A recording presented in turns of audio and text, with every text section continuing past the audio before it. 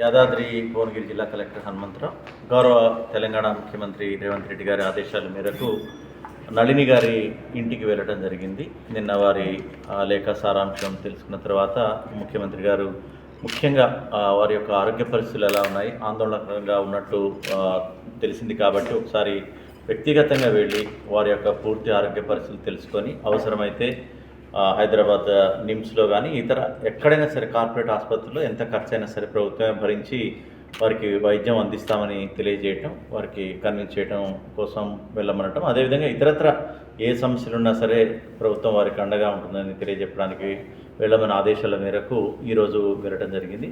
నళిని గారు మరియు వారి తండ్రి గారు, వారి కుటుంబ సభ్యులు అందరూ కూడా ఉన్నారు. ఆ సమయంలో చాలా వరకు వారి యొక్క మొత్తం సర్వీస్ విషయాలు, వారి డిఎస్పీగా ఉన్నప్పుడు మరి అదేవిధంగా ఉద్యమంలో వారు చేసినటువంటి పాత్ర ఇవన్నీ కూడా వారు మొత్తం కూడా చెప్పడం జరిగింది.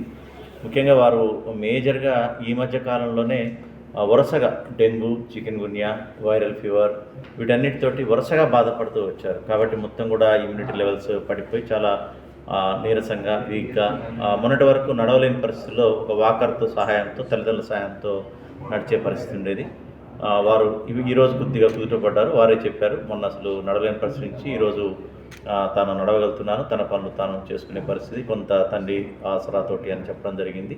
అదేవిధంగా వారు మరి ఈ విషయం సీఎం గారు చెప్పిన విషయం వారికి చెప్తే వారు పూర్తిగా ఆయుర్వేద వైద్యాన్ని వారు మేజర్గా ఫస్ట్ నుంచి కూడా అవలంబిస్తున్నారని, వారికి ఆయుర్వేద వైద్యం మీద నమ్మకంతో ఉన్నారు. అదేవిధంగా హరిద్వార్లో కూడా రామ్దేవ్ బాబా గారి దగ్గర అక్కడ ట్రీట్మెంట్ తీసుకోవటం, వారి యొక్క మొత్తం కూడా వైద్య విధానాన్ని అవలంబించుకొని తాను కూడా ఫార్మసిస్ట్ కాబట్టి ఒక షాప్ పెట్టడం, పతంజలి షాపు, వీటితోటి ఆయుర్వేదం మీద ఉన్నటువంటి పట్టుతోటి, నమ్మకంతో అవే వాడుతున్నారు తప్పితే అల్లోపతికి దూరంగా ఉన్నారు. అల్లోపతి తనకు కూడా పడదని కూడా చెప్పడం జరిగింది. కాబట్టి వారు పూర్తిగా ఆయుర్వేద వైద్యంతోనే తన యొక్క స్వస్థతకి ప్రయత్నిస్తానని తెలియజేయటం, అందులో కొంత కుదురపడ్డదని కూడా తెలియజేశారు. కాబట్టి పెద్దగా రిఫరల్ హాస్పిటల్స్, కార్పొరేట్ హాస్పిటల్స్ ఇప్పుడు ప్రస్తుతం అయితే అవసరం లేదని చెప్పడం జరిగింది. అదేవిధంగా వారు ఫ్యూచర్లో వెళ్తే మళ్ళొకసారి హరిద్వార్ వెళ్ళి అక్కడ ట్రీట్మెంట్ చేసుకోవడం జరుగుతుందని తెలియజేశారు. దీన్ని సీఎం గారు చెప్పినటువంటి అంశాలు, ప్రభుత్వం చెప్పినటువంటి అంశాలు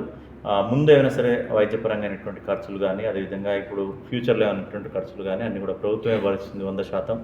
పూర్తి స్థాయిలో ఆరోగ్యంగా కోలుకోవాలి. ముఖ్యమంత్రి గారు పూర్తి స్థాయి ఆరోగ్యం మీద దృష్టి పెట్టి మొదలు స్వస్థత చేకూర్చి మంచిగా ఆరోగ్యంగా ఉండాలని చెప్పేసి దాంతో ఇన్స్ట్రక్షన్స్ ఇవ్వడంతో చెప్పడం జరిగిందని తెలియజేయడం జరిగింది. అదేవిధంగా వారు మాత్రం ముఖ్యంగా వారి యొక్క సర్వీస్ విషయంలో కొద్దిగా ఆందోళనగా ఉన్నారు. తను సబ్సిస్టెన్స్ అలవెన్స్ అనేది వస్తే వారికి ఆర్థికంగా బలంగా ఉంటుందని వారు తెలియజేయడం జరిగింది. అది కూడా డెఫినెట్గా ఉన్నటువంటి నిబంధనలకు అనుగుణంగా ప్రభుత్వం దృష్టి తీసుకువెళ్ళి ఈ విషయాన్ని కూడా పరిష్కరించే దిశలో కృషి చేస్తానని కూడా చెప్పడం జరిగింది.